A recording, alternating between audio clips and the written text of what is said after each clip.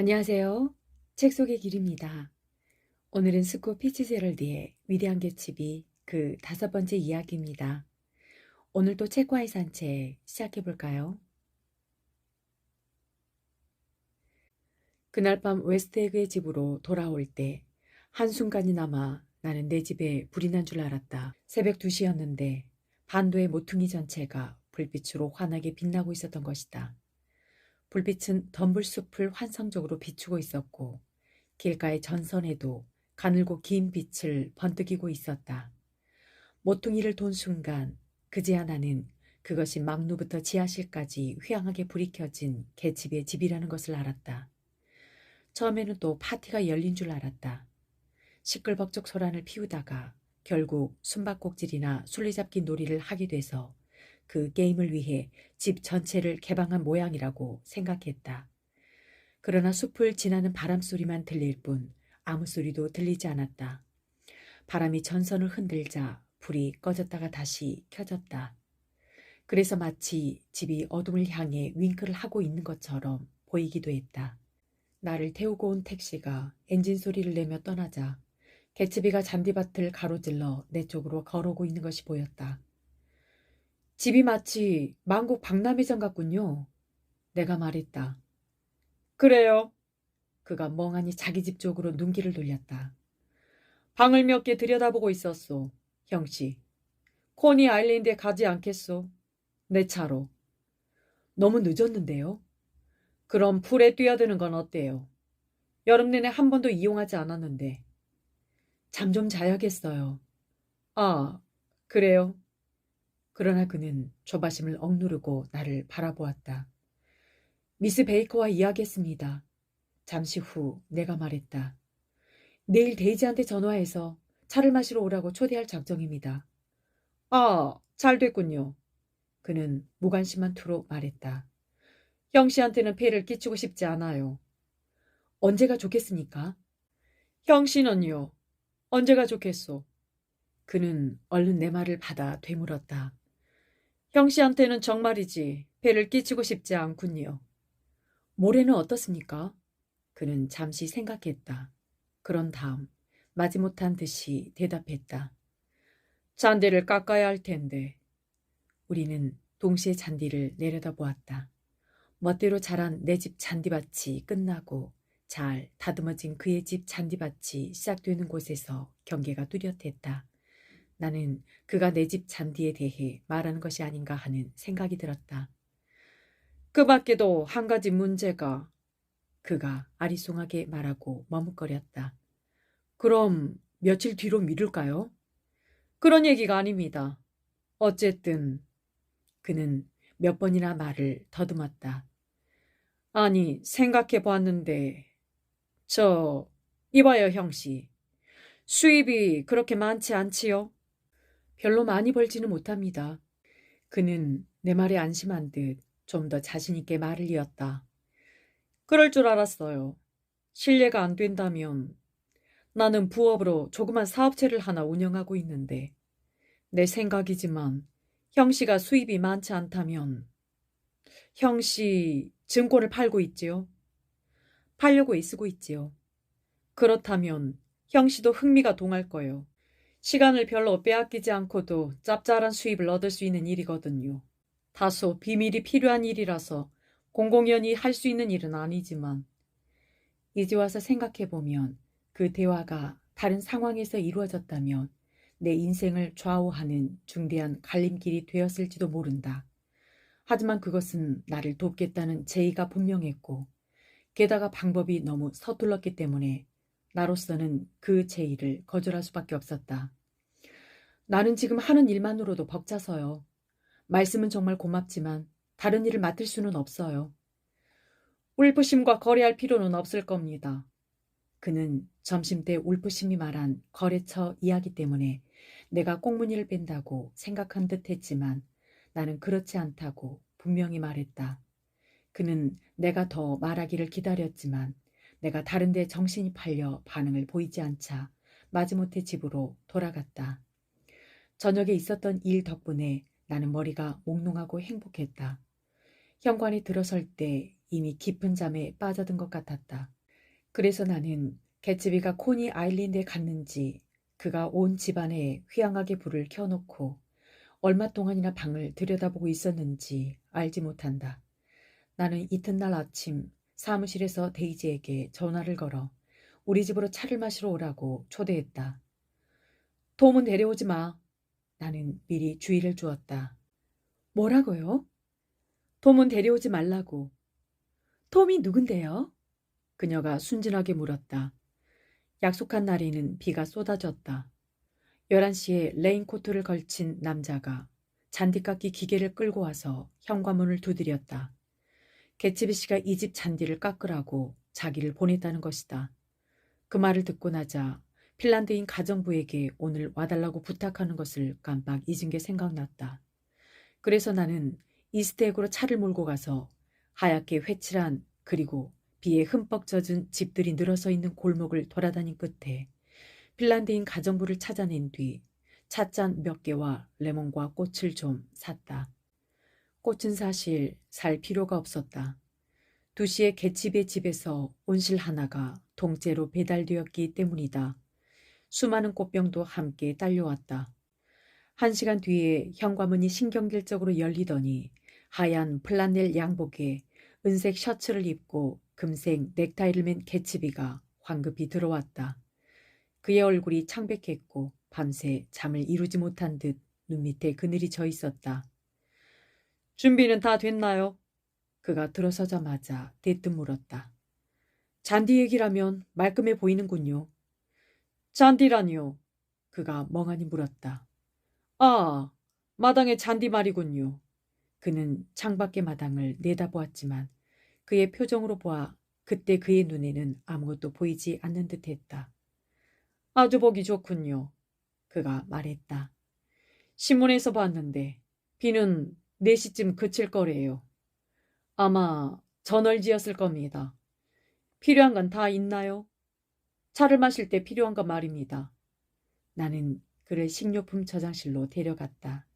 그는 거기에 있던 핀란드인 가정부를 못마땅한 듯이 바라보았다. 우리는 식료품 가게에서 배달된 레몬 케이크 12개를 둘이서 함께 일일이 살펴보았다. 이거면 될까요? 내가 물었다. 그럼요, 됐습니다. 아주 좋습니다. 그러고는 공허하게 덧붙였다. 형씨. 비는 3시 반쯤 잦아들면서 축축한 안개로 바뀌었지만 이따금 작은 빗방울들이 안개 속을 이슬처럼 떠다녔다.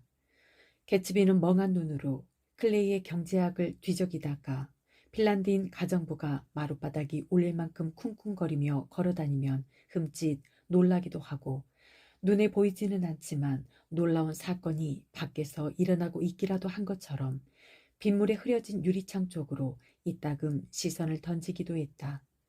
그러다가 마침내 일어나더니 자신 없는 목소리로 집에 가겠다고 말했다. 아니, 왜요? 아무도 오지 않잖아요. 너무 늦었어요. 그는 다른데 급히 가야 할 일이라도 있는 것처럼 시계를 들여다보았다. 하루 종일 기다릴 수는 없지 않소. 어리석게 굴지 말아요. 이제 겨우 4시 2분 전입니다. 그는 내가 떠밀기라도 한 것처럼 비참한 얼굴로 다시 의자에 앉았다. 바로 그때 우리 집과 이어진 좁은 길로 들어오고 있는 자동차 소리가 들렸다. 우리는 둘 다 벌떡 일어섰다.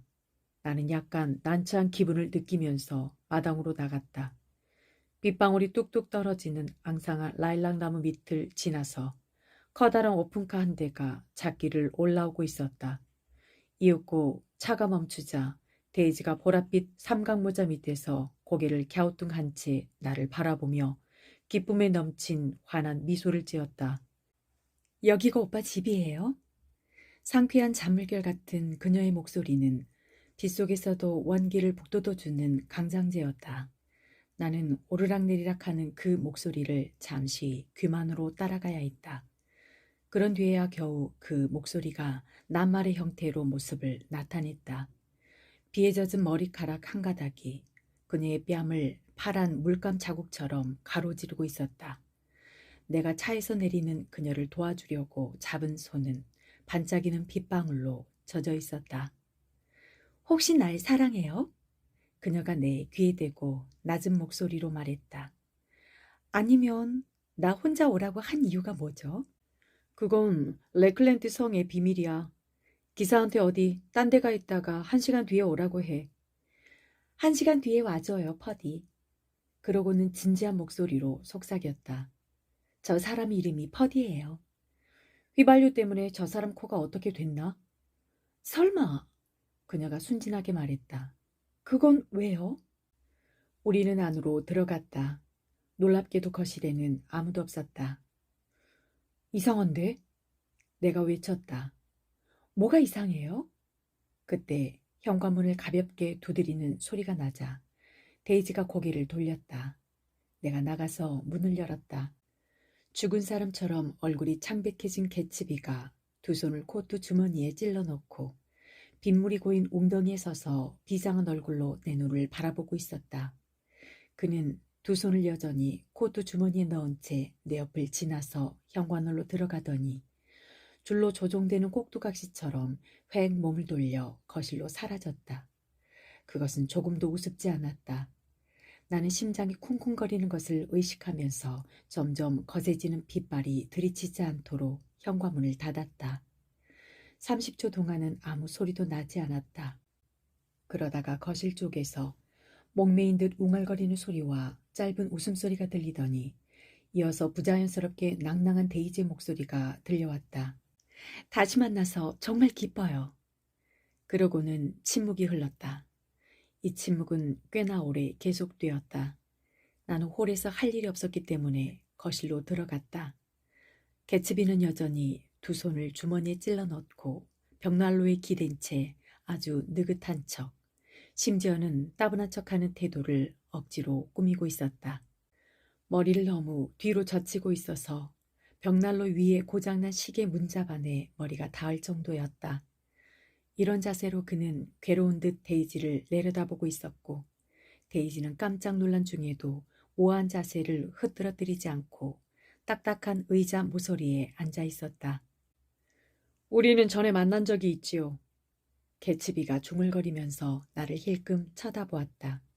그는 억지로 웃으려고 했지만 웃지 못하고 입술이 살짝 벌어졌다. 그 순간 다행스럽게도 시계가 그의 머리에 밀려 위험하게 기울어졌다. 그러자 그는 얼른 돌아서서 떨리는 손으로 시계를 잡아 제자리에 돌려놓았다. 그러고 나서 소파에 뻣뻣하게 앉아 발걸이에 팔꿈치를 올려놓고 손으로 턱을 괴었다. 시계를 건드려서 미안해요. 그가 말했다. 이제는 내 얼굴이 열대의 햇볕에 탁이라도 한 것처럼 빨갛게 상기되었다. 머릿속에는 수천 개의 문구가 맴돌고 있었으나 단 한마디도 끌어낼 수가 없었다. 고물시계예요. 나는 그렇게 멍청한 대답을 했다. 한순간 우리 모두 시계가 바닥에 떨어져 산산조각이 났다고 믿는 듯했다. 우리는 몇 년 동안 못 만났어요. 데이지가 말했다. 그 상황에서는 최대한 사무적이고 밋밋한 목소리였다. 오는 11월이면 5년이 되죠. 반사적으로 따라 넣은 개츠비의 대답에 우리는 모두 적어도 1분 동안 말문이 막혔다. 나는 가까스로 머리를 쥐었자 부엌에서 다과를 준비할 테니 같이 가서 도와달라며 그들을 일으켜 세웠는데 하필이면 그때 핀란드인 가정부가 쟁반에 다과를 담아서 가져왔다. 차를 마시고 케이크를 먹으며 법석을 떠는 동안 예의가 자연스레 갖추어졌다. 개츠비는 그늘에 자리를 잡고 데이지와 내가 이야기를 나누는 동안 긴장되고 우울한 눈빛으로 우리를 번갈아 바라보았다. 하지만 잠자고 있자고 만난 게 아니었기 때문에 나는 적당한 기회를 보아 핑계를 대고 자리에서 일어났다. 어디 가는 거요? 개츠비가 당장 놀라서 물었다. 곧 돌아올게요. 형씨가 가기 전에 할 말이 있는데. 그는 나를 따라 허둥지둥 부엌으로 들어오더니 문을 닫고는 비참한 목소리로 속삭였다. 이런 세상에. 왜 그러세요? 이건 끔찍한 실수요. 그가 고개를 가로저으며 말했다. 끔찍한, 아주 끔찍한 실수예요. 당신은 그냥 당황했을 뿐이에요. 그리고 다행히 이렇게 덧붙였다. 데이지도 당황했고요. 데이지가 당황했다고요? 그는 믿을 수 없다는 듯이 되물었다. 당신 못지않게 그렇게 큰 소리로 말하지 마세요. 어린애처럼 굴고 있군요. 나는 짜증스럽게 말했다. 게다가 무례해요. 데이지를 혼자 두고 오다니. 그는 한 손을 들어 내 말을 가로막더니 지금도 잊을 수 없는 원망스러운 눈빛으로 나를 바라본 다음 조심스럽게 문을 열고 다시 거실로 돌아갔다. 나는 뒷길로 걸어 나왔다. 30분 전에 개츠비가 초조하게 집 주위를 돌 때 그랬던 것처럼. 그런 다음 옹이가 진 거목을 향해 달려갔다. 그 나무의 무성한 잎이 비를 막아주었다. 또다시 비가 쏟아지고 있었다. 개츠비의 정원사가 잔디를 잘 깎아주기는 했지만 울퉁불퉁한 내 잔디밭에는 작은 웅덩이와 진창이 많았다. 나무 밑에서는 개츠비의 거대한 저택 말고는 아무것도 볼 수가 없었다. 그래서 나는 교회 첨탑을 바라보았던 칸트처럼 30분 동안이나 그 저택을 바라보았다. 그 저택은 10년 전에 어느 양주업자가 당시 유행하기 시작한 양식에 따라 지은 집이었다. 그 양주업자는 이웃한 오두막집 주인들에게 지붕을 지프로 이면 5년 동안 세금을 대신 내주겠다고 제의했다고 한다. 그런데 그들이 모두 거절하는 바람에 거기에 집안의 털을 잡으려던 그의 계획은 틀어지고 양주업자 자신도 졸지에 몰락하고 말았다. 그리고 그의 자식들은 검은 장의 화환을 문에서 떼어내기도 전에 그 집을 팔아버렸다. 미국인들은 기꺼이 농노가 되기도 하고 심지어는 농노가 되기를 열망하기도 하지만 소장농에 대해서는 항상 완고한 태도를 취했다. 30분이 지나자 다시 해가 빛나고 식료품점 자동차가 개츠빈의 하인들을 위한 저녁 식사 재료를 싣고 작길을 돌아 들어왔다. 개츠빈은 오늘 저녁 한 숟갈도 뜨지 않을 거라고 나는 확신했다. 하녀 하나가 그의 집 2층 창문들을 열기 시작했다.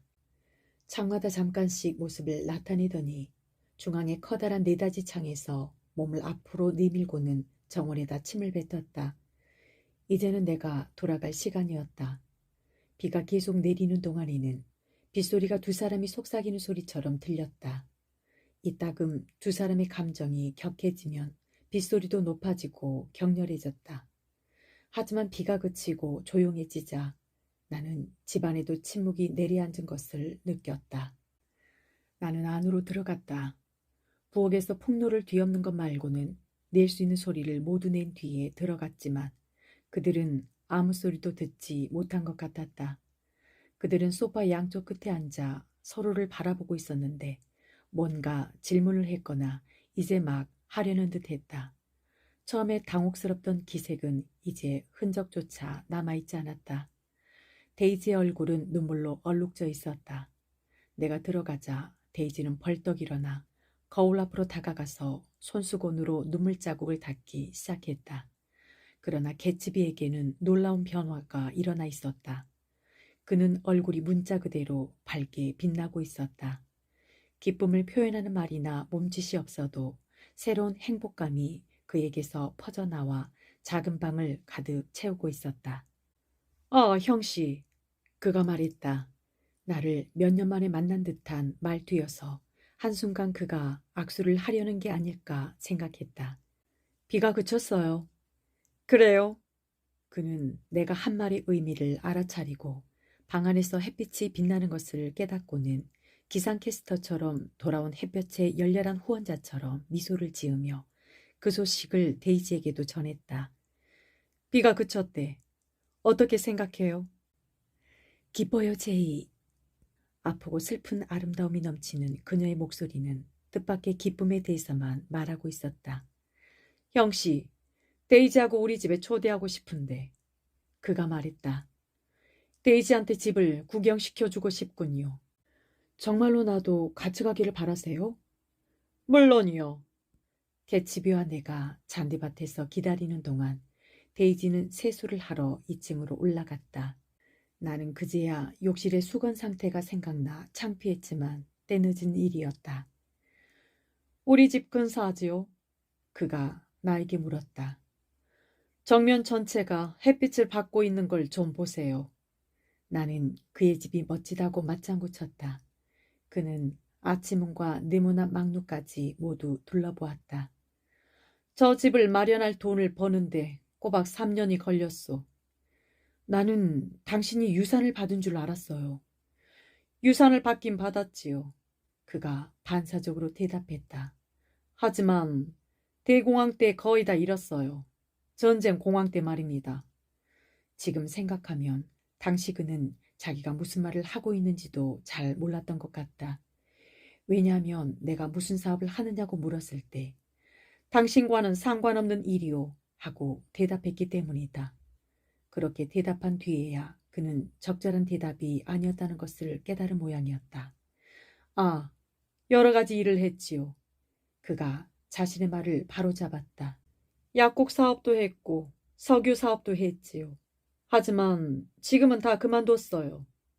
그는 나를 똑바로 바라보았다. 요전날 밤에 내가 제의한 것을 그동안 생각해 봤다는 뜻인가요? 그러나 내가 미처 대답하기 전에 데이지가 집에서 나왔다. 드레스에 두 줄로 달린 노쇠 단추가 햇빛을 받아 반짝거렸다. 저기 저 의리한 집인가요? 그녀가 개집의 집을 가리키며 외쳤다. 마음에 들어요? 아주 마음에 들어요. 하지만 어떻게 저기서 혼자 사는지 모르겠군요. 밤이고 낮이고 항상 재미있는 사람들로 가득 차 있지요. 흥미로운 일을 하는 사람들, 유명한 사람들. 우리는 해변을 따라가는 지름길을 피하고 일단 도로까지 내려간 다음 커다란 뒷문을 통해 집 안으로 들어갔다. 데이지는 뭔가에 홀린 듯한 목소리로 봉건 시대풍의 건물이 하늘을 배경으로 그리는 실루엣에 감탄하고 정원에도 감탄하고 노란 수선화에 톡 쏘는 향기, 산산나무와 자두꽃의 은은한 향기, 오랑캐꽃의 연한 금빛 향기에도 감탄했다. 그런데 기분이 이상했다.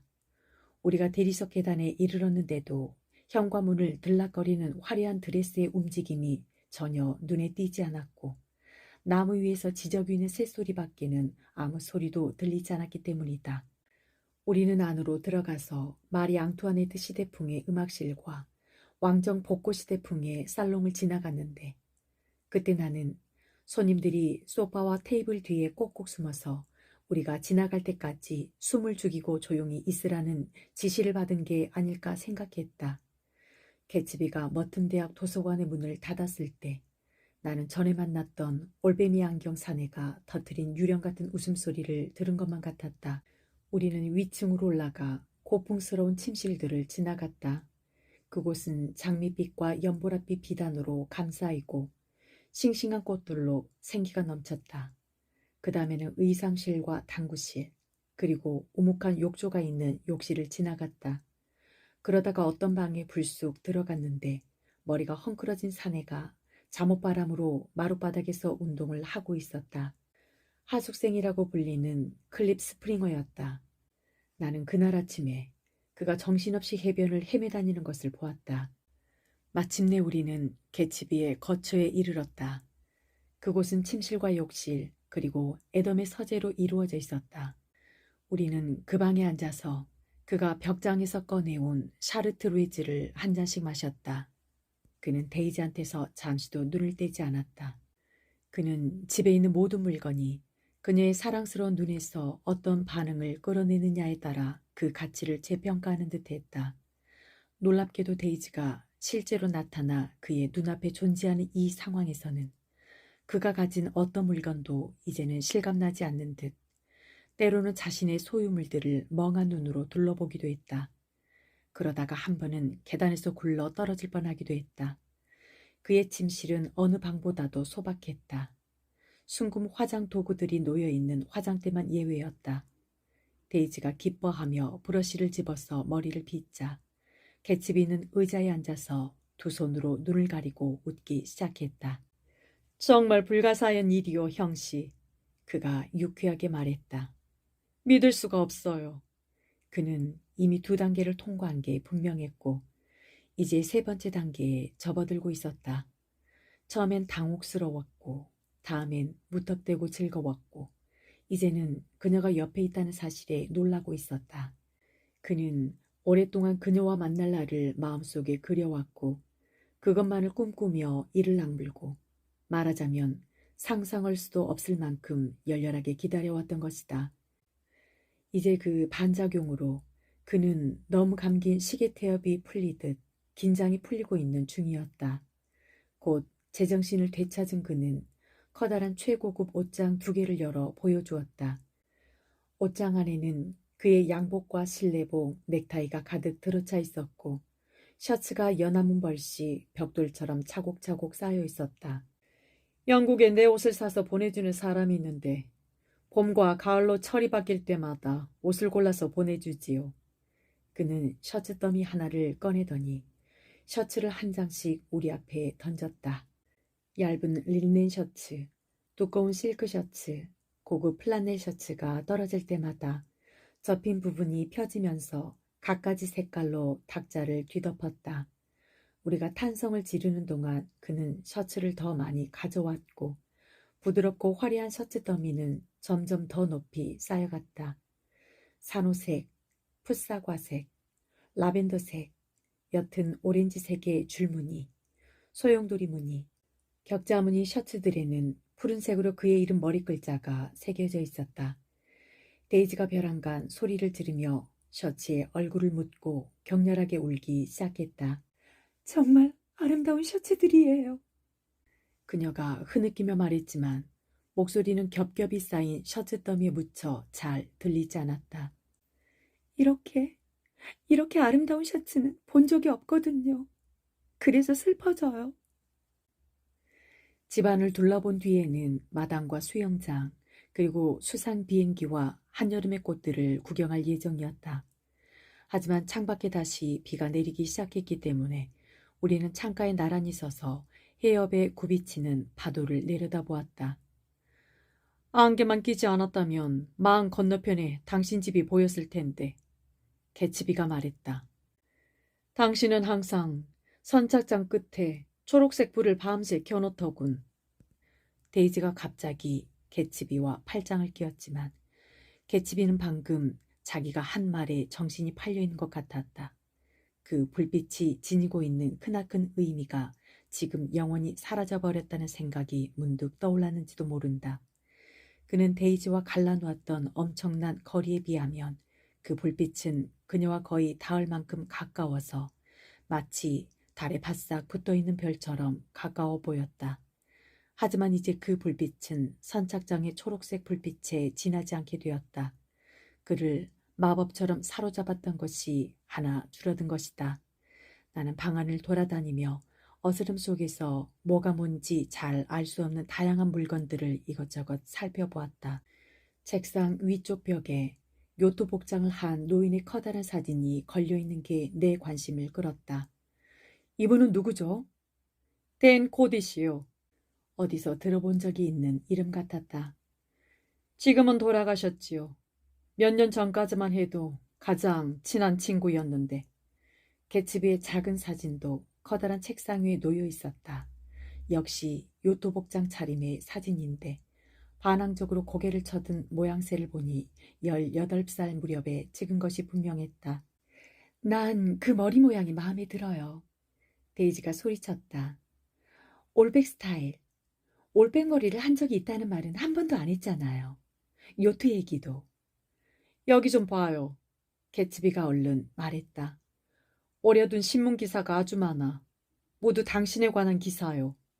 두 사람은 나란히 서서 스크랩을 살펴보았다.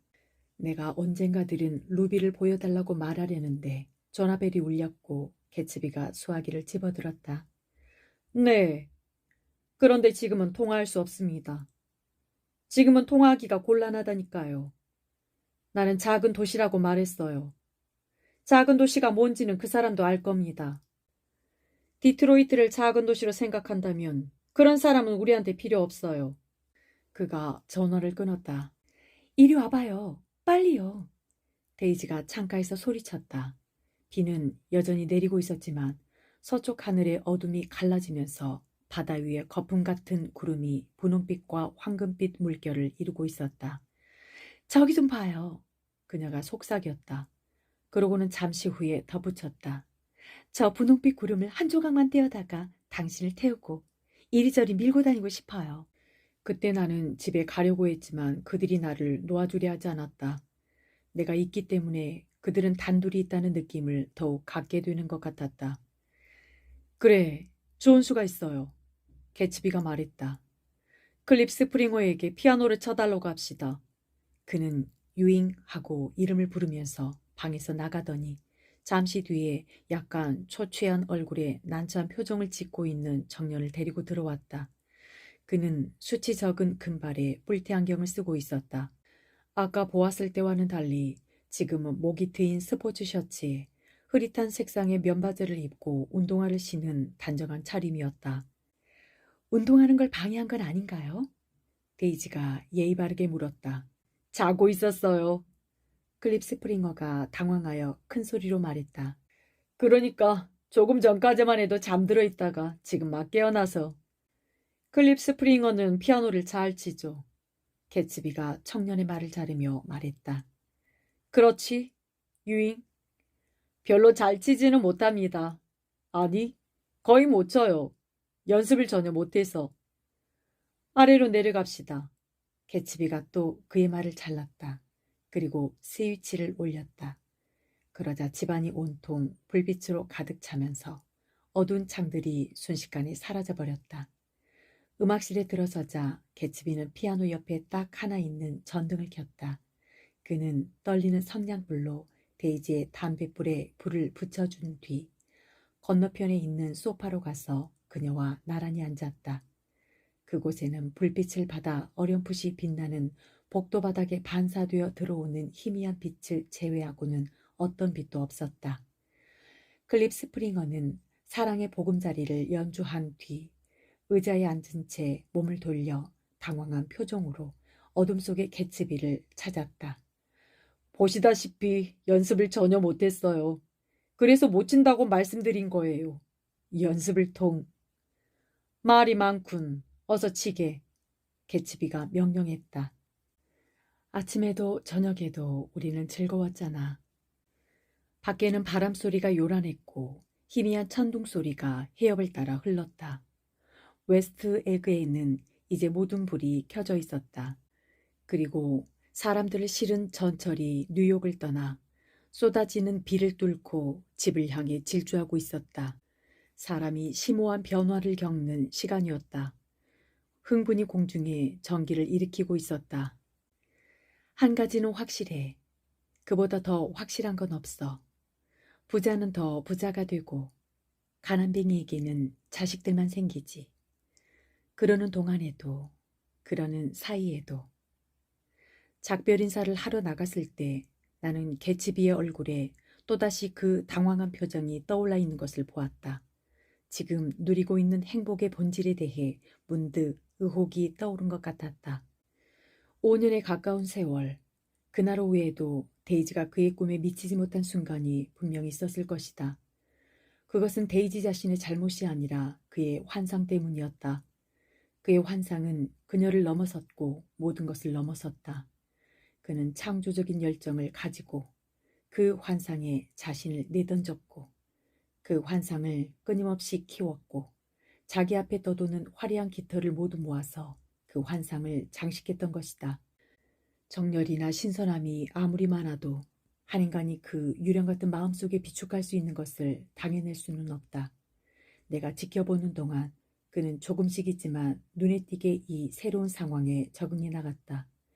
그의 손이 그녀의 손을 잡았고 그녀가 그의 귀에 대고 나지막하게 뭐라고 속삭이자 그는 감정이 북받치는 듯 그녀 쪽으로 몸을 돌렸다. 그때 그를 사로잡은 것은 무엇보다 열에 들떠 물결처럼 오르내리는 그녀의 따뜻한 목소리였던 것 같다. 그것은 아무리 꿈꾸어도 지나치지 않는 목소리였기 때문이다. 그 목소리는 불면의 노래였던 것이다. 그들은 나의 존재를 까맣게 잊고 있었다. 그러다가 데이지가 나를 잠깐 쳐다보고 손을 내밀었다. 개츠비에게 나는 이제 안중에도 없는 모양이었다. 나는 다시 한번 그들을 바라보았다. 그러자 그들도 나를 마주 보았는데 강렬한 생명력에 마음을 빼앗긴 공허한 눈길이었다. 나는 그들을 남겨둔 채 방에서 나와 대리석 계단을 내려가서 빗속으로 걸어 들어갔다.